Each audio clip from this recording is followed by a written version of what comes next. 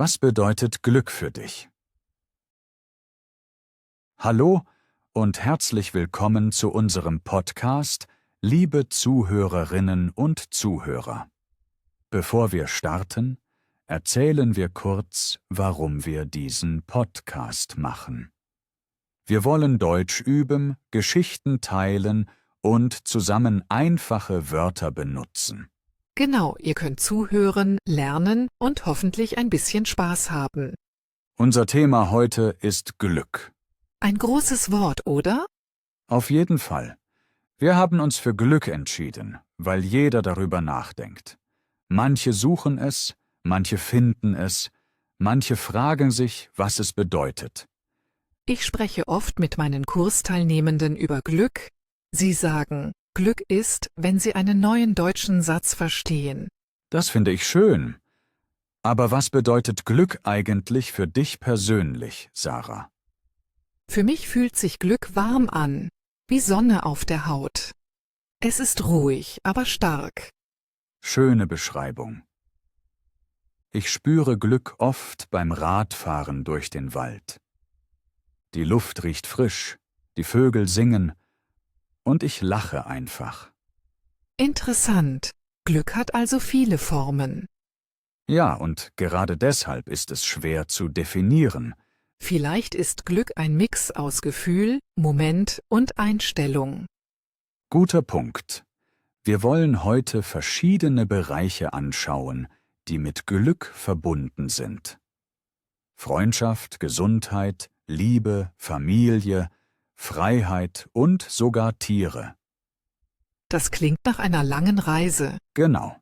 Wir gehen Schritt für Schritt. Ich bin gespannt, ob wir am Ende eine Antwort finden. Vielleicht gibt es nicht eine Antwort, sondern viele kleine Antworten.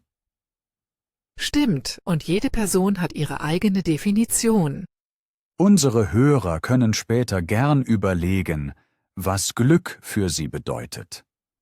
Schreibt uns eure Gedanken, wir freuen uns. Bevor wir tiefer einsteigen, noch eine kleine Frage an dich. Warum denkst du, ist Glück so wichtig in der heutigen Welt? Weil das Leben schnell ist, voller Nachrichten, Arbeit und Stress. Glück gibt Kraft und Ruhe. Sehe ich auch so. Wenn wir verstehen, was uns glücklich macht, können wir besser leben. Und vielleicht können wir anderen helfen, ihr eigenes Glück zu finden. Das ist ein schönes Ziel für unsere heutige Folge. Dann lass uns beginnen und über Freundschaft sprechen. Bevor wir wechseln, erzähle doch noch ein kleines Erlebnis, das dir zuletzt Glück gebracht hat.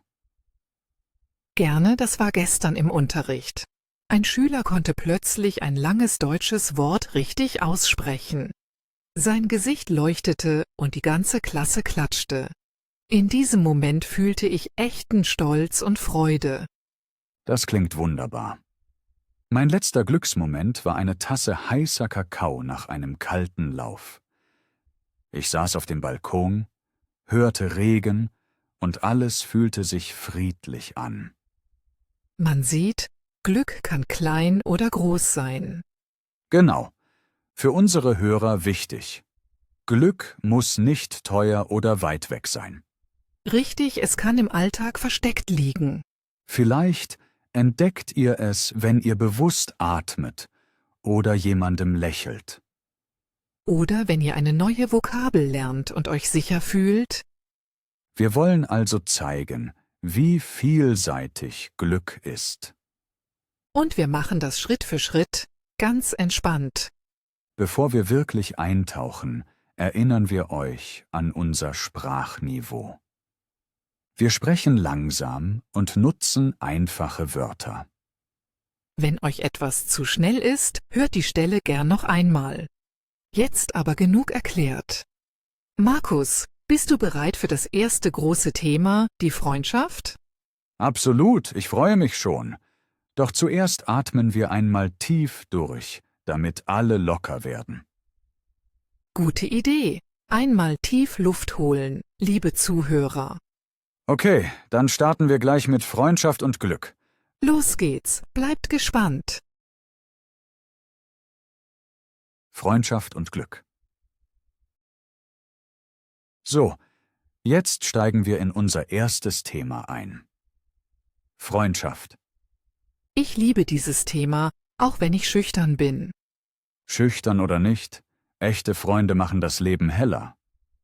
Absolut. Wenn eine Freundin mich anruft, lächle ich sofort. Was gibt dir an Freundschaft das größte Glücksgefühl? Es ist das Gefühl, verstanden zu werden, ohne viele Worte. Oh ja, dieses stille Verstehen ist Gold wert. Zum Beispiel meine beste Freundin weiß, wann ich Ruhe brauche. Sie bringt dann einfach Tee vorbei und sagt nichts Großes. Das klingt wunderbar. Ich habe einen Freund, Thorsten. Wir kennen uns seit der Schule. Wenn wir uns treffen, lachen wir wie früher, laut und frei. Lachen ist ein wichtiger Teil von Freundschaft. Definitiv. Es löst Stress sofort. Manchmal denke ich, echte Freundschaft ist die stärkste Form von Glück. Ich stimme zum Teil zu, aber Lebensumstände spielen auch eine Rolle. Was meinst du damit? Stell dir vor, du hast gute Freunde, aber keinen Job und große Sorgen. Dann kann Freude schwerer wachsen. Guter Punkt. Aber Freunde können dann helfen, oder? Ja, sie können zuhören, Tipps geben oder einfach da sein. Ich erinnere mich an eine schwere Phase während meines Studiums. Ich fühlte mich überfordert, wusste nicht weiter. Meine Kommilitonin Lena setzte sich neben mich in der Bibliothek. Sie sagte, wir schaffen das zusammen. Wir erstellten gemeinsam einen Lernplan. Am Ende bestanden wir beide. Das ist ein tolles Beispiel für Unterstützung. Ich glaube, solche Momente bauen tiefes Vertrauen auf. Ja, und Vertrauen wirkt lange. Hast du auch Erfahrungen, wo Freundschaft getestet wurde? Leider ja. Ich zog vor 3 Jahren in eine neue Stadt. Eine alte Freundin versprach, mich oft zu besuchen.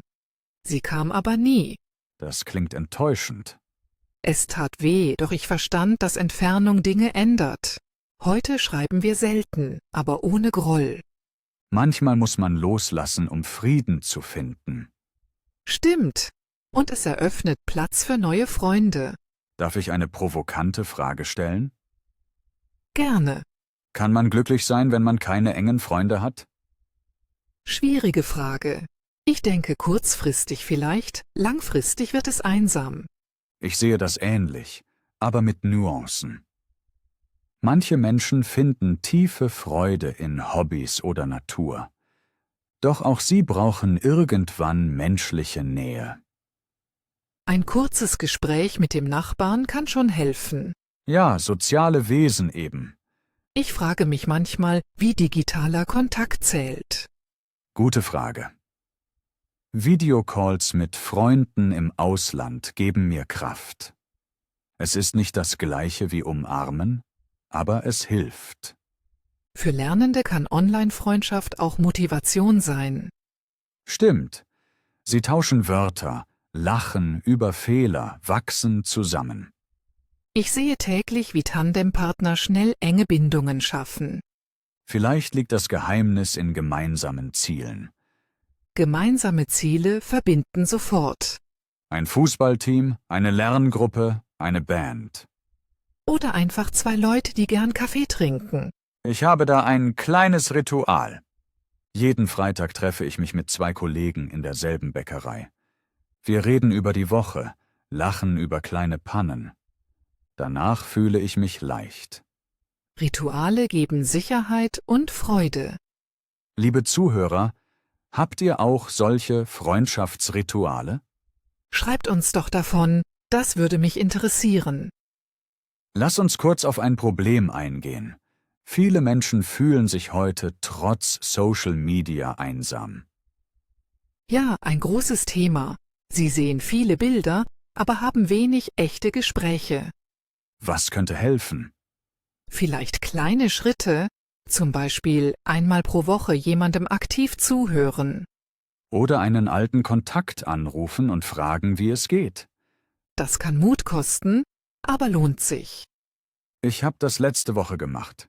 Ich rief einen Studienfreund an, den ich 10 Jahre nicht hörte. Er war überrascht, aber auch glücklich. Wir haben jetzt wieder Kontakt. Schön zu hören. Manchmal braucht es nur einen ersten Schritt. Glaubst du, dass Freundschaft immer gleich bleibt? Nein, sie verändert sich so, wie wir uns ändern. Und das ist okay. Solange Respekt und Ehrlichkeit da sind. Ich denke, wir haben einen guten Überblick gegeben. Ja, wir haben Lachen, Unterstützung und Vertrauen beleuchtet. Und auch Schwierigkeiten. Aber am Ende bleibt, Freundschaft macht das Leben bunter. Ich würde sagen, das ist ein schönes gemeinsames Fazit. Finde ich auch. Gesundheit als Fundament. Weiter geht es mit unserem nächsten wichtigen Thema. Gesundheit. Ja, Gesundheit ist für viele das Fundament von Glück. Ohne einen fitten Körper und einen klaren Kopf fällt vieles schwer. Ich erinnere mich an eine Grippe vor 2 Jahren. Ich lag im Bett, hatte Fieber und konnte nicht arbeiten. In diesem Moment merkte ich, wie wertvoll einfache Gesundheit ist. Oh ja, Krankheit macht den Alltag plötzlich riesig schwer. Gleichzeitig lernen wir, dankbar zu sein, wenn wir wieder laufen können. Bei mir war es vor 3 Monaten das Knie. Ich bin gestürzt, das Bein schwoll an und jede Treppe wurde ein Berg. Oh nein, das klingt schmerzhaft. Ja, aber die Physio half und heute renne ich wieder kurze Strecken. Diese Erfahrung hat deine Sicht auf Glück verändert? Total. Ich habe verstanden, dass ich meinen Körper pflegen muss, nicht nur benutzen. Also mehr Schlaf, weniger Zucker und regelmäßige Pausen. Klingt vernünftig. Wie ist es bei dir mit mentaler Gesundheit? Ein großes Thema in der Schule. Viele Lernende fühlen Druck, perfekt Deutsch zu sprechen. Ich versuche ihnen zu zeigen, dass Fehler normal sind. Das nimmt Stress und bringt sogar Freude. Hast du selbst Stressstrategien? Ja, ich meditiere jeden Morgen 5 Minuten. Nur 5 Minuten, aber es hilft enorm. Ich atme tief, beobachte meine Gedanken, lasse sie weiterziehen. Sehr interessant, ich habe das nie probiert. Willst du eine schnelle Übung machen? Gern, aber vielleicht später, sonst schlafen unsere Hörer ein. Stimmt, wir wollen sie wach halten. Dann lass uns über Ernährung sprechen. Gutes Thema, denn Essen beeinflusst Stimmung stark. Wenn ich viel Gemüse esse, fühle ich mich leicht und klar. Bei mir bringt ein warmes Frühstück Energie für den Tag. Was ist dein Lieblingsfrühstück? Haferflocken mit Banane, Nüssen und Zimt. Lecker und gesund. Aber ich gönne mir auch mal Schokolade. Glück darf schmecken. Genau, Balance ist alles. Wie stehst du zu Sport als Glücksquelle? Sport ist mein bester Stimmungsbooster. Nach 20 Minuten Joggen fühle ich Endorphine im ganzen Körper. Ich bin eher Yoga-Fan. Langsame Bewegungen helfen mir, meinen Geist zu ordnen. Also Körper und Geist arbeiten zusammen. Genau, ganzheitlich ist das Stichwort. Ich frage mich, kann man trotz Krankheit glücklich sein? Ja, ich denke, es ist möglich, aber anders. Magst du das erklären? Wenn der Körper leidet, kann der Fokus auf kleine Freuden wechseln. Ein gutes Buch, ein netter Besuch, Musik. Also liegt Glück dann in bewusster Dankbarkeit. Genau, und in Akzeptanz. Akzeptanz. Ein großes Wort, aber hilfreich. Meine Oma war lange krank, doch sie lachte jeden Tag über kleine Witze. Das zeigt, Glück kann auch mit Schmerzen leben. Beeindruckend. Sie sagte immer, jeder Atemzug ist ein Geschenk. Schöne Worte, die bleiben. Liebe Hörer, vielleicht denkt ihr nun an eure eigene Gesundheit. Was tut euch gut? Was braucht ihr mehr? Schreibt uns eure Tipps, wir lernen gern dazu. Ich glaube, wir haben die Basis gut abgedeckt. Ja, Gesundheit als Fundament leuchtet jetzt klar. Soll ich unser Gespräch kurz zusammenfassen? Sehr gerne, das hilft beim Verstehen. Liebe und Partnerschaft. Gut, nach Gesundheit folgt ein sehr emotionales Thema. Liebe. Mir klopft schon das Herz. Liebe ist groß, schön und auch kompliziert. Stimmt. Ein Partner kann viel Glück bringen, aber auch neue Sorgen. Ich war einmal sehr verliebt. Alles fühlte sich leicht an. Magst du mehr erzählen? Gern? Wir lernten uns im Park kennen. Er fütterte Enten. Wir redeten über Musik, lachten viel. Nach 3 Wochen waren wir ein Paar. Das klingt romantisch. Es war es auch. Doch nach einem Jahr trennten wir uns. Unterschiedliche Ziele. Das tut weh, aber passiert vielen. Ja, und ich lernte, Glück kommt auch von innen. Das finde ich wichtig. Liebe sollte ergänzen, nicht retten. Genau. Was bedeutet Liebe für dich? Für mich ist Liebe Vertrauen, Alltag teilen und doch frei bleiben. Interessante Mischung. Hast du ein Beispiel? Meine Partnerin und ich reisen gern, aber auch getrennt. Sie besucht Freundinnen, ich mache Radtouren. Danach erzählen wir alles. So bleibt Spannung. Schönes Modell. Danke. Wir haben auch Regeln. Ehrlich reden, keine Geheimnisse. Offene Kommunikation schützt vor Missverständnissen. Genau. Und kleine Gesten zählen. Eine Notiz am Kühlschrank kann Wunder wirken. Oh ja, ich schreibe gern kleine Zettel mit Smiley. Liebe kann aber auch Angst machen. Man wird verletzlich. Das stimmt. Man zeigt sein wahres Ich. Hast du einmal Angst vor Nähe gehabt? Ja. Nach der Trennung brauchte ich Zeit. Ich wollte niemanden nahlassen. Wie hast du das überwunden? Ich sprach mit Freundinnen, machte Therapie, schrieb Tagebuch. Langsam öffnete ich mich wieder. Mutig. Viele verdrängen Gefühle. Verdrängen hilft nicht. Gefühle wollen gesehen werden. Denkst du, wahres Glück braucht einen Partner? Nein. Liebe kann viele Formen haben, auch Selbstliebe. Ich stimme zu. Ein erfülltes Leben ist auch allein möglich. Aber Partnerschaft kann Glück vertiefen. Ja, geteilter Kuchen schmeckt besser. Schön gesagt. Wie ist es in deiner Klasse? Fragen Lernende oft nach Liebeswörtern? Oh ja, sie wollen Sätze wie „Ich liebe dich sofort" kennen. Klar. Sprache der Liebe ist universal. Wir üben auch Komplimente. Zum Beispiel „Dein Lächeln ist schön". Das hebt Stimmung. Ein Schüler sagte letztens zu mir, Deutsch ist meine neue Liebe. Was für ein Kompliment an die Sprache. Absolut. Liebe kann also auch ein Hobby sein. Oder ein Haustier. Aber dazu kommen wir später. Richtig. Bleiben wir noch kurz bei Partnerschaft.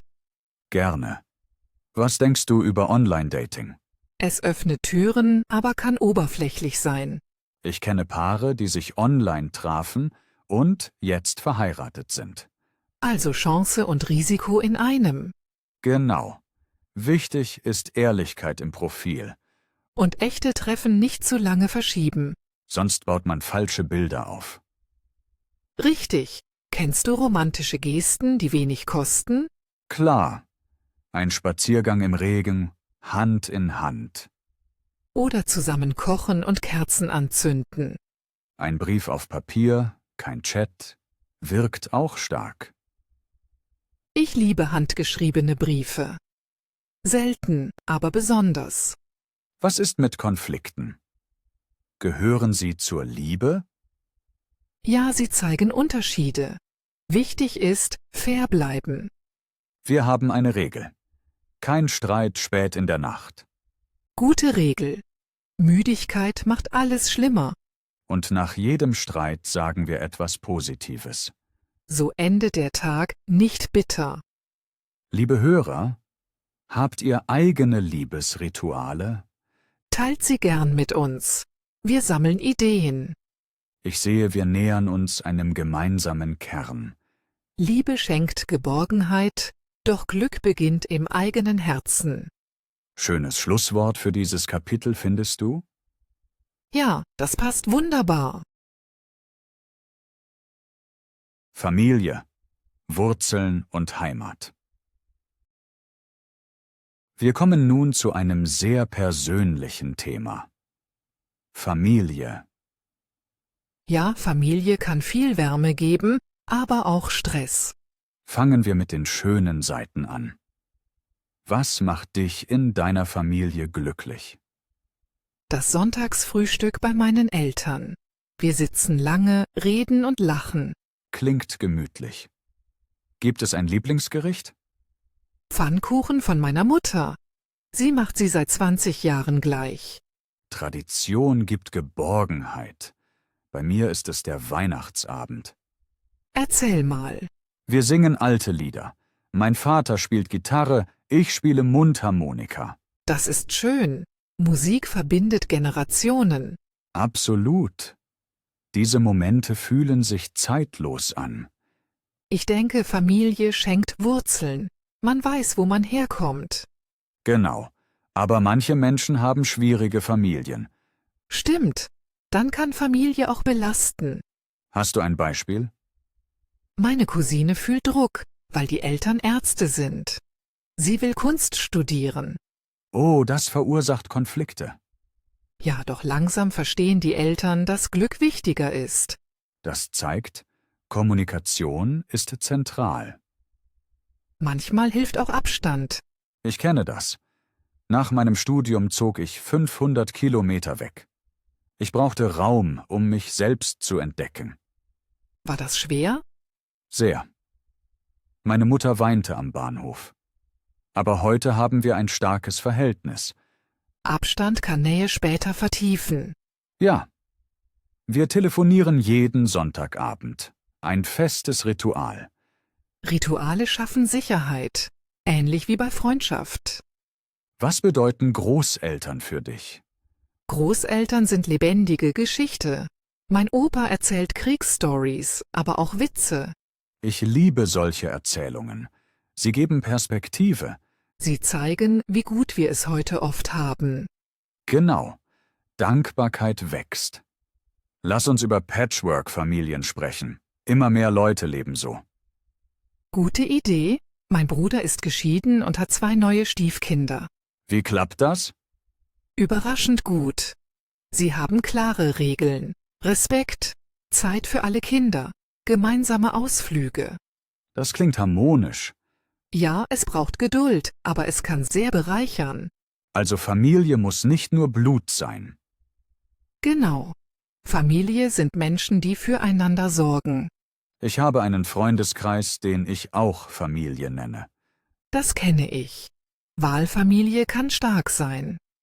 Wie siehst du das Verhältnis von Unabhängigkeit und Familie? Balance. Ich brauche beides. Nähe und Raum für mich. Ich auch. Zu viel Einmischung macht mich unruhig. Offene Gespräche über Grenzen helfen. Was ist dein liebster Kindheitserinnerung? Urlaub am See mit meinen Eltern. Wir suchten Muscheln und grillten abends. Bei mir war es das Baumhaus im Garten. Stundenlang spielte ich dort Pirat. Solche Bilder bleiben für immer. Liebe Zuhörer, vielleicht denkt ihr jetzt an eure Kindheit. Welche Erinnerungen machen euch warm ums Herz? Schreibt uns, wenn ihr mögt. Lass uns auch schwierige Themen ansprechen, zum Beispiel Verlust. Ja, Verlust gehört leider dazu. Mein Großvater starb letztes Jahr. Ich war traurig, aber auch dankbar für die Zeit mit ihm. Trauer zeigt, dass Liebe da war. Schön gesagt. Familie prägt sogar nach dem Abschied. Man trägt Werte weiter, zum Beispiel Höflichkeit oder Humor. Welche Werte hast du von deiner Familie übernommen? Pünktlichkeit und Zuhören. Bei mir ist es Optimismus, klar von meinem Vater. Man merkt es. Danke. Manchmal sind Werte auch schwer. Zum Beispiel starker Leistungsdruck. Dann muss man neue Wege finden. Genau. eigene Traditionen gestalten.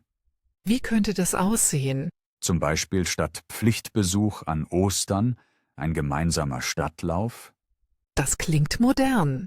oder gemeinsames Kochen über Video, wenn man weit weg wohnt. Technik kann Nähe schaffen. Liebe Hörer, vielleicht lebt ihr fern der Heimat. Wie pflegt ihr Kontakt? Teilt Tipps. Wir sind neugierig. Ich glaube, wir haben viele Facetten berührt. Ja, Familie kann Wurzeln, Schutz und manchmal Herausforderungen bedeuten. Aber trotz allem, sie ist oft ein großer Glücksanker. Schönes Wort. Glücksanker.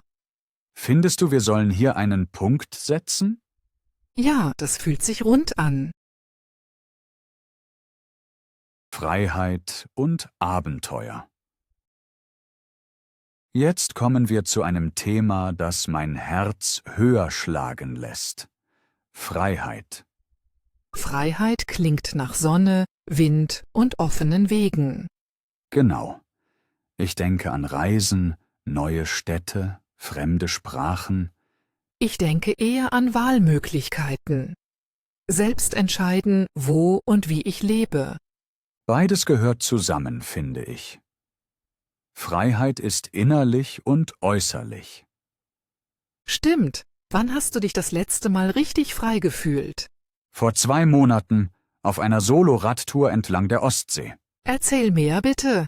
Ich startete morgens früh, Nebel lag noch über dem Wasser. Kein Plan, nur die Richtung Nord. Ich hielt an, wenn ich wollte, trank Kaffee in kleinen Häfen, sprach mit Fischern. Am Abend schlug ich mein Zelt am Strand auf. Die Wellen waren mein Schlaflied. Das klingt traumhaft. Hast du dich allein gefühlt? Nein, eher verbunden mit allem. Der weite Himmel war Gesellschaft genug. Ich bewundere deinen Mut. Ich reise gern, aber meist mit Freunden. Gemeinsam reisen kann auch Freiheit schenken. Nur anders. Meine schönste Reise war nach Portugal mit 2 Kolleginnen. Wir mieteten ein kleines Auto und fuhren die Küste entlang. Jeder Tag brachte neue Strände, neue Gerichte, neue Lieder im Radio. Habt ihr feste Pläne gemacht? Nur ein grobes Ziel. Am Ende Lissabon. Alles dazwischen war offen. Genau das ist Freiheit. Raum für Spontanität. Aber zu viel Offenheit kann stressen. Manchmal brauche ich Struktur. Das verstehe ich. Freiheit ohne Stabilität kann unsicher machen. Zum Beispiel, wenn man keinen festen Job hat. Dann wird Reise schnell Sorge. Stimmt. Ein sicheres Einkommen gibt Basisfreiheit. Also Balance. Ein Anker und lange Leine gleichzeitig. Schönes Bild. Wie erlebst du Freiheit im Alltag, ohne zu reisen? Durch kleine Entscheidungen. Heute Tee oder Kaffee? Fahrrad oder Bus? Das macht mich lebendig. Ich wechsle gern meine Laufstrecke. Neue Wege bringen frische Gedanken. Auch die Arbeit kann Freiheit geben. Ich gestalte meinen Unterricht kreativ. Ich darf im Büro Teilzeit remote arbeiten. Das spart Pendelzeit und gibt Luft. Manche Menschen träumen von digitalem Nomadenleben. Wäre das etwas für dich? Für eine Weile ja. Aber ich brauche auch Wurzeln. Ich auch. Ein fester Ort zum Zurückkommen ist wichtig. Hier stellt sich die große Frage: Macht ständige Freiheit wirklich glücklich? Vielleicht nicht. Ohne Grenzen verliert man sich. Ich kenne Reisende, die nach Jahren on the road müde wurden. Sie suchten dann wieder Routine und Gemeinschaft. Also Freiheit ist kein Dauerzustand, eher ein Rhythmus. Ja, Phasen der Weite, Phasen der Ruhe. Für Sprachlernende kann Freiheit bedeuten, Fehler zu machen ohne Angst. Sehr wahr. Wer frei spricht, lernt schneller. Wie förderst du diese Freiheit im Unterricht? Ich lasse Rollenspiele ohne strikte Vorgaben. Die Lernenden erfinden Dialoge selbst. Klingt spannend. Fehler werden dann Teil des Spiels, nicht der Scham. Genau. Das lockert die Zunge und den Kopf. Ich frage mich, ob Freiheit immer aktiv sein muss. Interessant. Was meinst du? Manchmal ist Freiheit, einfach nichts zu müssen. Auf dem Sofa liegen ohne Termin. Oh ja, das ist süße Freiheit. Lass uns die Rolle der Gesellschaft beleuchten. Begrenzen Regeln unsere Freiheit zu stark? Regeln schützen auch. Ohne Verkehrsregeln wäre Reisen gefährlich. Stimmt. Freiheit endet dort, wo sie andere verletzt. Also verantwortliche Freiheit. Schönes Konzept. Liebe Zuhörer, wo spürt ihr echte Freiheit? Beim Klettern, Malen, Tanzen? Schreibt uns, wir sammeln gern Inspiration. Ich merke, wir teilen einen Gedanken. Freiheit braucht Bewusstsein. Ja, und Dankbarkeit. Sonst wird sie selbstverständlich und verliert Glanz. Vielleicht ist das ein guter Abschluss. Freiheit als Geschenk und Aufgabe zugleich. Klingt rund. Ich fühle mich gerade ganz leicht. Ich auch. Dann schließen wir dieses Kapitel hier. Tierische Freude. Kommen wir zu einem herzerwärmenden Thema. Tiere und Glück. Darauf freue ich mich, denn Tiere geben mir sofort ein Lächeln. Hast du ein Haustier? Ja, ich habe eine Katze. Sie heißt Luna. Schöner Name. Was macht Luna für dein Glück? Wenn ich nach Hause komme, wartet sie an der Tür und schnurrt. Das klingt wie eine kleine Umarmung. Genau. Ihr weiches Fell beruhigt mich nach einem langen Tag. Ich habe keinen Hund oder Katze, aber ich liebe Vögel. Du beobachtest sie im Park, oder? Ja, ich sitze auf einer Bank, höre ihr zwitschern und fühle mich leicht. Naturgeräusche sind echte Medizin. Viele Studien zeigen, dass Tiere Stress senken. Das merke ich sofort, wenn Luna auf meinem Schoß schläft. Es gibt auch Therapiehunde für Krankenhäuser. Ich habe davon gelesen. Patienten lächeln mehr, wenn ein Hund vorbeikommt. Ein Freund von mir arbeitet in einem Seniorenheim mit einem Therapiehund. Die Bewohner warten jede Woche nur auf dieses Treffen. Das zeigt, wie stark die Verbindung Mensch-Tier ist. Aber Tiere bedeuten auch Verantwortung. Ja, Futter, Tierarzt, Zeit zum Spielen. Man darf das nicht unterschätzen. Viele adoptieren Tiere spontan und merken später, es ist Arbeit. Dann landen manche Tiere im Tierheim, das macht mich traurig. Mich auch. Man sollte vorher gut überlegen. Hast du Luna aus einem Tierheim? Ja, sie war dort 6 Monate. Jetzt wirkt sie wieder lebendig. Toll, du hast ihr ein neues Zuhause gegeben. Sie gibt es zurück, mit jedem Schnurren. Ich hatte als Kind ein Meerschweinchen. Es hieß Turbo. Schneller Name? Turbo rannte immer im Kreis. Das war witzig. Hast du ihn oft gestreichelt?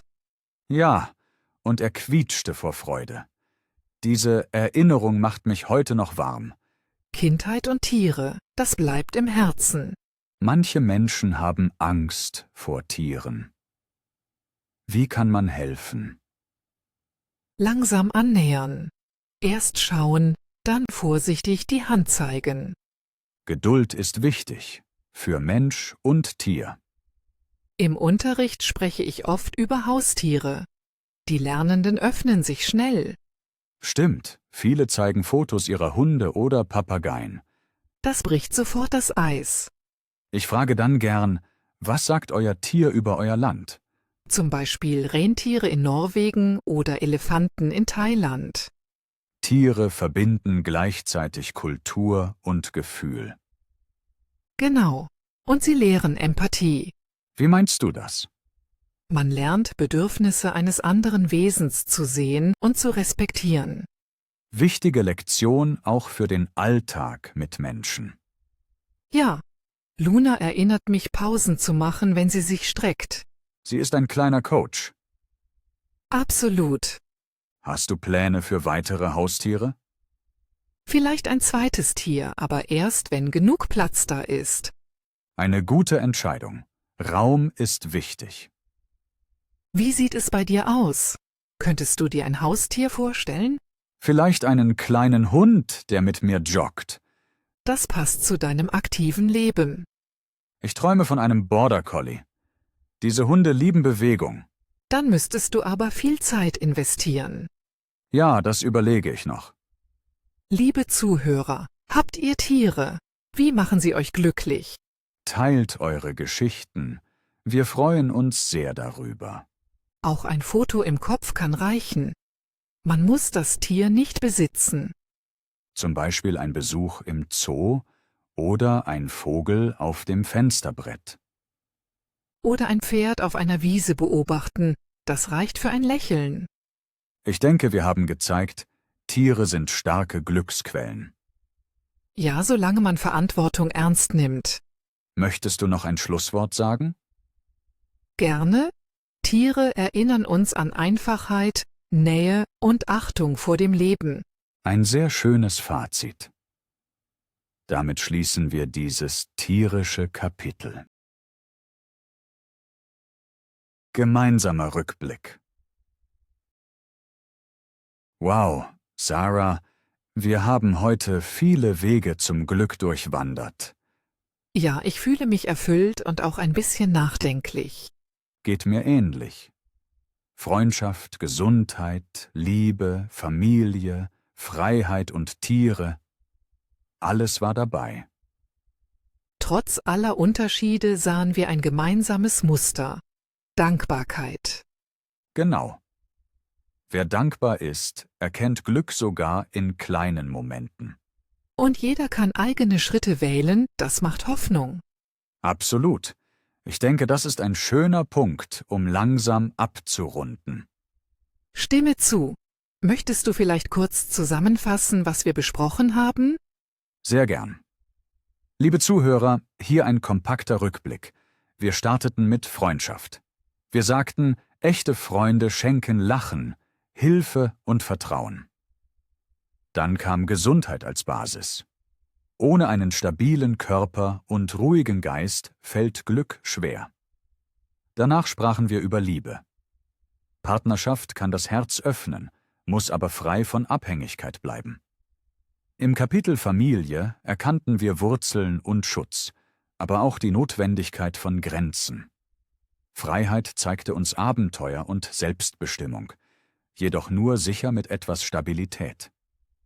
Schließlich brachten Tiere Wärme, Verantwortung und kindliche Freude in unser Leben. Insgesamt sahen wir, Glück ist bunt, beweglich und oft viel näher, als man denkt. Vielen Dank, Markus, das war klar und verständlich. Gerne. Ich hoffe, unsere Zusammenfassung hilft beim Nachdenken und beim Deutschlernen. Bestimmt. Vielleicht machen unsere Hörer gleich eine kleine Pause und fragen sich, welcher Bereich bringt mir gerade das meiste Glück? Tolle Idee. 1 Minute stille Reflexion kann Wunder wirken. Ich finde, das war ein sehr schönes Schlusswort für unseren inhaltlichen Teil. Dann lassen wir es so stehen und leiten zum Abschied über. Abschied und Dank. Damit sind wir am Ende dieser Folge angekommen. Ja, es fühlt sich rund und warm an. Ich fand die Reise durch all diese Glückswege sehr inspirierend. Ich auch. Besonders die vielen persönlichen Geschichten haben mich berührt. Danke, dass du so offen geteilt hast. Danke ebenso, Markus. Dein Optimismus steckt immer an. Das freut mich. Ich glaube, unsere Hörer konnten heute viel mitnehmen. Und hoffentlich auch viel neues Deutsch üben. Genau. Vielleicht hört ihr die Folge noch einmal und achtet auf neue Wörter. Oder ihr schreibt uns, welche Idee euch am meisten gefallen hat. Wir lesen jede Nachricht gern und antworten so schnell wir können. Euer Feedback hilft uns, den Podcast besser zu machen. Ich möchte mich herzlich bedanken, dass ihr bis hierhin zugehört habt. Ihr habt eure Zeit geschenkt, das ist wertvoll. Ich fühle mich geehrt, Teil eures Lernwegs zu sein. Ich genauso. Gemeinsam macht Lernen viel mehr Spaß. Bevor wir Tschüss sagen, ein kleiner Tipp. Sucht heute einen kleinen Glücksmoment, ganz bewusst. Vielleicht ein tiefer Atemzug, ein Lied oder ein kurzer Blick in den Himmel. Haltet diesen Moment fest, vielleicht in einem Tagebuch. So wächst Glück langsam, Schritt für Schritt. Sarah, es war wieder eine Freude, mit dir zu sprechen. Das Gefühl ist ganz auf meiner Seite, Markus. Dann sagen wir jetzt auf Wiederhören und wünschen allen einen wunderbaren Tag. Passt gut auf euch auf und bleibt neugierig. Bis zur nächsten Folge, macht's gut. Tschüss und danke fürs Zuhören. Nachklang und kleine Lernaufgabe. Bevor wir wirklich die Mikrofone ausschalten, haben wir noch eine kleine Aufgabe für euch. Genau, wir nennen sie Glücksnotiz. Nehmt heute ein Blatt Papier oder euer Handy. Schreibt 3 Dinge auf, die euch glücklich gemacht haben. Das können winzige Momente sein. Ein freundliches Hallo, ein warmer Tee, ein Lied. Dann übersetzt ihr die 3 Sätze ins Deutsche, so gut ihr könnt. Wenn ihr ein Wörterbuch braucht, nutzt es, aber versucht erst allein. Lest die Sätze laut vor. Spürt das Glück noch einmal beim Aussprechen. Vielleicht klebt ihr die Notiz an euren Spiegel. So seht ihr sie jeden Morgen und startet positiv. Wenn ihr Lust habt, schickt uns eure 3 Sätze. Wir freuen uns sehr. Und keine Sorge, Fehler sind willkommen. Sie zeigen, dass ihr lernt. Das war also unsere letzte kleine Überraschung für heute. Ich finde, es rundet die Folge schön ab. Dann bleibt nur noch ein leises Auf Wiedersehen und viel Freude beim Schreiben. Tschüss, bis bald.